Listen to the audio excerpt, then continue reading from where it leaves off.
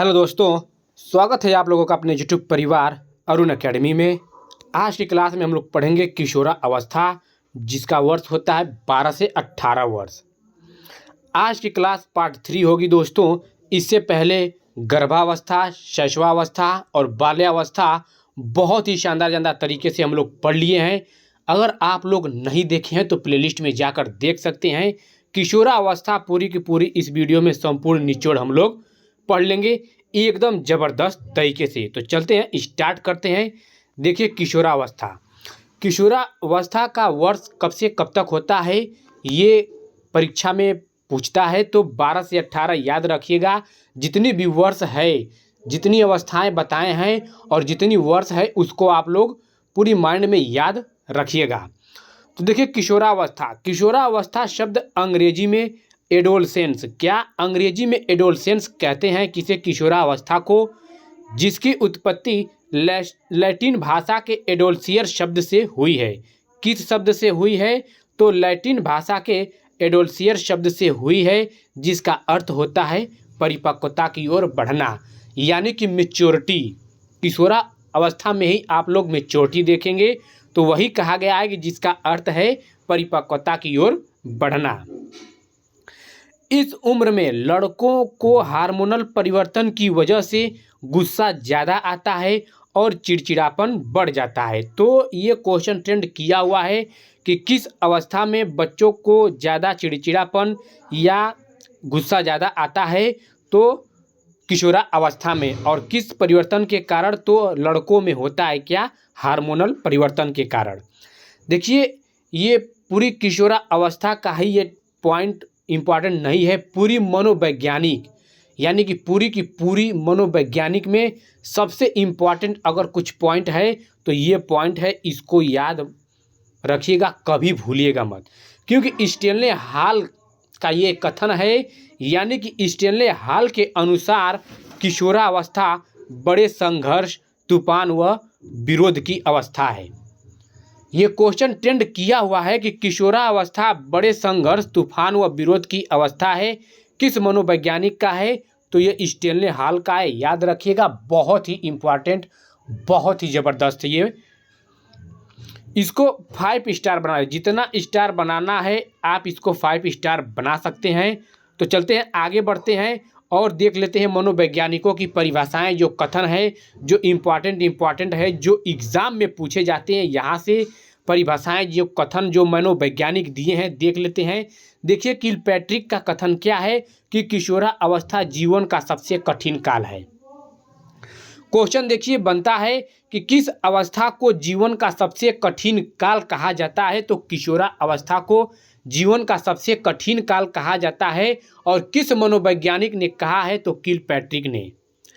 Valentine day क्या कहे हैं, देख लेते हैं। तो किशोरावस्था अपराध की एक नाजुक अवस्था होती है। किस मनोवैज्ञानिक का कथन है?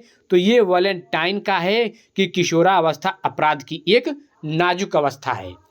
या ये भी पूछेगा कि किस अवस्था को अपराध की एक नाजुक अवस्था कहते हैं? तो किशोरा अवस्था को कहते हैं। अगर दोस्तों गर्भावस्था, शैशवावस्था और बाल्यावस्था नहीं देखे हैं तो आप लोग प्लेलिस्ट में जाकर देख सकते हैं। बहुत ही शानदार तरीके से पढ़ाया गया है। और आज की वीडियो में किशोरावस्था पूरी खत्म, तो आप लोग की विकास की अवस्थाएं भी खत्म हो जाएगी। हर एक टॉपिक के द्वारा, हर एक पॉइंट, हर एक स्लाइड को बहुत अच्छी तरह से टॉपिक के द्वारा पढ़ाया जा रहा है। अगर आप लोग चैनल के साथ नहीं जुड़े हैं तो जुड़ जाइए। तो चलते हैं, हम लोग आगे स्लाइड पे बढ़ते हैं। देखिए, रॉस का कथन क्या है? तो किशोरावस्था शैशवावस्था की पुनरावृत्ति है। किशोरावस्था शैशवावस्था की पुनरावृत्ति है। किस महोदय का कथन है? तो ये रॉस महोदय का, यानी कि किस मनोवैज्ञानिक का कथन है? तो ये रॉस मनोवैज्ञानिक का। याद रखिएगा कि किशोरावस्था शैशवावस्था की पुनरावृत्ति है। कोलसेनिक का क्या कथन है कि किशोरावस्था में किशोर प्रौढ़ों को अपने मार्ग में बाधा मानते हैं। जितनी ये कथन, ये परिभाषाएं हैं, इसको माइंड में याद रखिएगा, यहीं से क्वेश्चन ट्रेंड करता है। तो किशोरावस्था में किशोर प्रौढ़ों को अपने मार्ग में बाधा मानते हैं। किस मनोवैज्ञानिक का कथन है? तो ये कोलसेनिक का है। क्रो एंड क्रो का, यानी कि क्रो एंड क्रो का क्या कथन है कि किशोरावस्था वर्तमान की शक्ति और भावी जीवन की आशा का परिवर्तन काल है। तो किस महोदय का है, यानी कि किस मनोवैज्ञानिक का है? तो ग्राहम क्रो का है कि किशोरावस्था वर्तमान की शक्ति और भावी जीवन की आशा का परिवर्तन काल है।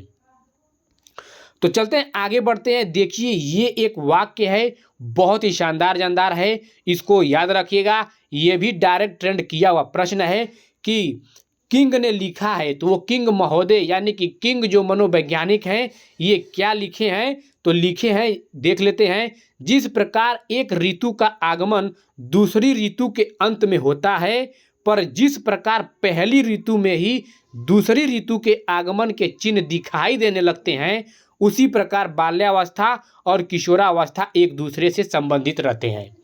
तो इसको आप 5 स्टार बना लीजिए। जो ये वाक्य यानी कि सेंटेंस जो भी आप कह सकते हैं, इसको 5 स्टार बना लीजिए। एक वाक्य के रूप में दिया रहेगा और पूछेगा किस मनोवैज्ञानिक का ये कथन है या किस मनोवैज्ञानिक द्वारा ये लिखा गया है। तो याद रखिएगा, किंग के द्वारा लिखा गया है। तो क्या लिखा गया है कि जिस प्रकार एक ऋतु का आगमन दूसरी ऋतु के अंत में होता है, पर जिस प्रकार पहली ऋतु में ही क्या होती है कि दूसरी ऋतु के आगमन के चिन्ह दिखाई देने लगते हैं, उसी प्रकार बाल्यावस्था और किशोरावस्था एक दूसरे से संबंधित रहती है।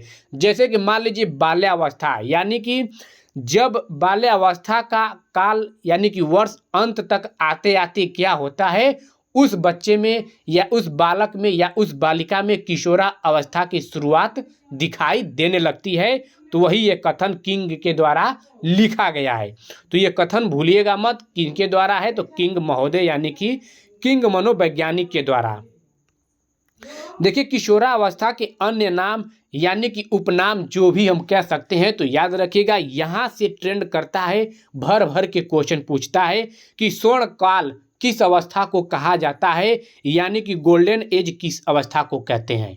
तो गोल्डन एज यानी कि स्वर्णकाल किशोरावस्था के नाम से जाना जाता है। बसंत ऋतु की अवस्था यानी कि पतझड़ की अवस्था, बसंत ऋतु की अवस्था, तूफान की अवस्था, आंधी तूफान जो भी आप नाम दे दीजिए, तो किसे कहते हैं? तो किशोरा अवस्था के नाम से कहते हैं। दुखी की अवस्था भी इसी को कहते हैं, यानी कि किशोरा अवस्था की उलझन की अवस्था, अत्यंत जटिल अवस्था, ये सब क्या होती हैं? ये किशोरा अवस्था के उपनाम हैं, यानी कि अन्य नाम हैं। ये पूरी की पूरी जितनी ये पॉइंट है, सोचिए कि ये पॉइंट नहीं है, ये सब प्रीवियस एग्जामों में ट्रेंड किया हुआ प्रश्न है। तो आप लोग ऐसे जानकर याद रखिएगा। देखिए, अमूर्त चिंतन की अवस्था यानी कि अमूर्त किसे कहते हैं? जिसे देखी न जाती हो, जिसे सिर्फ भाव द्वारा प्रदर्शित करते हैं, उसको बिना देखे ही हम लोग क्या करते हैं? सोचते हैं, समझते हैं। बिना देखी हुई जो क्रिया करते हैं उसी को अमूर्त चिंतन कहते हैं, विद्रोही उम्र कहते हैं। किशोरा अवस्था को ही विद्रोही उम्र कहते हैं। इसमें बहुत सी उलझन रहती है, बहुत से लड़के रोजगार के लिए भी सोचते हैं। तो विद्रोह की उम्र की अवस्था किसे कहते हैं? तो किशोरा अवस्था को। ये जितने पॉइंट हैं, उपनाम हैं, पूरी याद रखिएगा कि स्वर्णकाल यानी कि गोल्डन एज, बसंत ऋतु की अवस्था यानी कि पतझड़ की अवस्था, दुखी अवस्था, उलझन की अवस्था, अत्यंत जटिल अवस्था, ये सब क्या हैं? ये सब किशोरा अवस्था के अन्य नाम हैं, यानी कि किशोरा अवस्था को ही कहा जाता है अमूर्त चिंतन की अवस्था, विद्रोही उम्र। ये सब किशोरा अवस्था के अन्य नाम से जाने जाते हैं। प्रमुख विशेषताएं इसकी क्या होती है? तो देख लेते हैं। काम शक्ति की परिपक्वता, इसमें क्या होता है? बालक बालिकाओं में इसी उम्र में काम शक्ति की जो सेक्सुअल होती है वही परिपक्वता की ओर प्रदर्शित करते हैं। नशा की ओर उन्मुखता, इसमें लड़के क्या करते हैं? देखेंगे, जो 11th-12th में पढ़ने वाले या उससे ऊपर आते हैं, तो बहुत से लड़कों को नशा की ओर उन्मुखता होने लगती है, सिगरेट वगैरह गुटखा खाना स्टार्ट कर देते हैं। तो ये सब किस में होती है? सब किशोरा अवस्था में होती है। दीवा स्वप्न देखने लगता है, लड़के क्या करते हैं? इसमें दीवा स्वप्न, ड्रीम में खोए रहते हैं। क्या करते हैं कि हाँ, आप लोग बीएड बीटीसी कर चुके हैं, तो आप लोग अपने आप के थ्रू ही एनालिसिस करिएगा, अपने अंतर ही सोचिएगा कि जब आप 11th-12th में पढ़ते थे तो आप लोग कैसे कोरिलेट, अपने आप को ही कोरिलेट करिएगा तो सबसे बेस्ट होगा। क्योंकि कोई 11th-12th लड़का, जब आप लोग बीएड बीटीसी किए हैं तो 11th-12th से आप लोग गुजरे हुए हैं। तो जब गुजरे हुए हैं तो आप लोग को पता होगा कि हाँ, जब आप लोग उस अवस्था में थे तो आप लोग क्या क्या करते थे, हाँ क्या सोचते थे। किसी के स्कूल से आते थे घर पे, किसी के बारे में सोचना, यानी कि दीवा स्वप्न, अनेक प्रकार के ड्रीम जो भी आते थे। तो यही एक दीवा स्वप्न देखने लगता है बालक तो किस अवस्था में, तो किशोरा अवस्था में। देखिए सबसे इसको ट्रिपल स्टार बना लीजिए, ये भी कई बार ट्रेंड किया हुआ है। विषम लिंगी आकर्षण पाया जाता है। तो विषम लिंगी आकर्षण किस अवस्था में पाया जाता है, तो किशोरा अवस्था में पाया जाता है। मेल क्या होता है, फीमेल की अट्रैक्ट होते हैं, और फीमेल क्या होते हैं, मेल की तरफ अट्रैक्ट होते हैं, यानी कि बालक बालिका की तरफ, बालिका बालक की तरफ। तो याद रखिएगा कि विषम लिंगी आकर्षण पाया जाता है किसमें, किशोरा अवस्था में। ईश्वर धर्म में उपासना व आस्था, तो ईश्वर धर्म में उपासना व आस्था, इसमें जब किशोरावस्था में बालक या बालिका आते हैं तो किसी को अपना क्या मानते हैं, रोल मॉडल मान लेते हैं।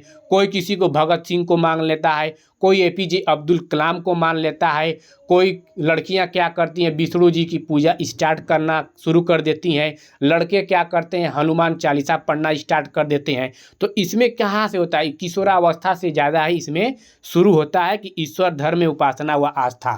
देखेंगे बाद में नहीं, ज़्यादातर लड़के किशोरावस्था में क्या करते हैं, अपने किसी को रोल मॉडल मानते हैं, जैसे भगत सिंह हुए, डॉक्टर एपीजे अब्दुल कलाम हुए। लड़कियां अधिकतर क्या करती हैं, व्रत करना स्टार्ट करती हैं, सोमवार को विष्णु जी की पूजा करना स्टार्ट करती हैं। लड़के क्या करते हैं, हनुमान जी की पूजा स्टार्ट करना शुरू करते हैं, यानी कि हनुमान चालीसा पढ़ते हैं। तो ये सब किस में मिलता है, सब किशोरावस्था में ही देखने को आप लोग को मिलता है कि यहाँ से स्टेजेज स्टार्ट होती हैं।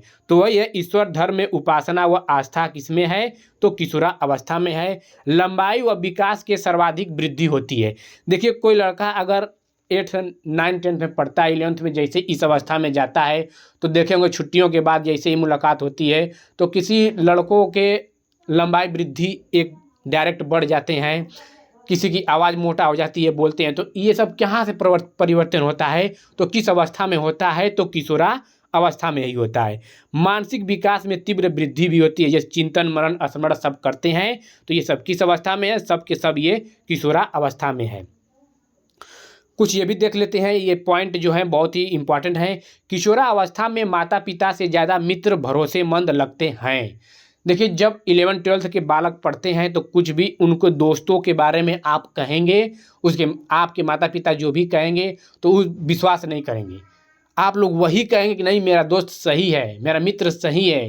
किसी की गर्ल लड़की अगर दोस्त है तो वो क्या करेगी, लड़की कहेगी कि नहीं मेरी सहेली ही सही है। लड़के के जो दोस्त होते हैं बालक के, नहीं लड़के ही सही होते हैं। तो इसमें क्या होते हैं, किशोरावस्था में ज़्यादातर अपने माता पिता से ज़्यादा मित्र पे भरोसा करते हैं। किशोर की वाणी में कर्कशता एवं किशोरी की वाणी में कोमलता तथा मिठास आ जाती है।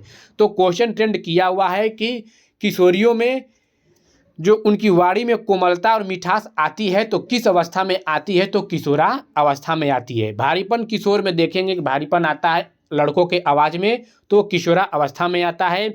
और इस अवस्था के बालक ज़्यादातर कल्पना की दुनिया में खोए रहते हैं। ज़्यादातर उनके ख्वाब अमीर बनना और आराम की ज़िंदगी जीना सोचते रहते हैं। तो किस अवस्था में ज़्यादा सोचते रहते हैं, शुरुआत तो किशोरावस्था से ही होती है, आगे चल के जहाँ तक भी सोचें, लेकिन किशोरावस्था ही इन लोग की क्या है, गोल्डन एज में ही सब लोग। कुछ इंपॉर्टेंट फैक्ट देख लेते हैं। इंपॉर्टेंट फैक्ट क्या है, देखिए किशोर व किशोरी किशोरा अवस्था में संवरते एवं अच्छे दिखने का प्रयास करते हैं। इस अवस्था में जब किशोरा अवस्था में जब बालक बालिकाएं प्रवेश करते हैं तो ज़्यादातर संवरने, लिपस्टिक लगाना, तो फेयर एंड लवली यूज करना, तो ये वगैरह वगैरह जो भी है, जब स्कूल जाते हैं लड़के लड़कियां तो सब लोग अपने आप को संवरते अच्छे दिखने के लिए बहुत इसमें प्रयास करते हैं। किस अवस्था में, किशोरा अवस्था में ही। जीवन साथी तलाशने की उम्र जो किशोरा अवस्था होती है, इसमें लड़के लड़कियां क्या करते हैं, अपने लिए जीवन तलाशने, साथी तलाशने की बहुत इन लोग की चाहत होती है। तो किस अवस्था में स्टार्ट होती है, तो किशोरा अवस्था में। घनिष्ठ मित्रता की आयु होती है, देखेंगे इसमें बहुत ही घनिष्ठ मित्रता होती है।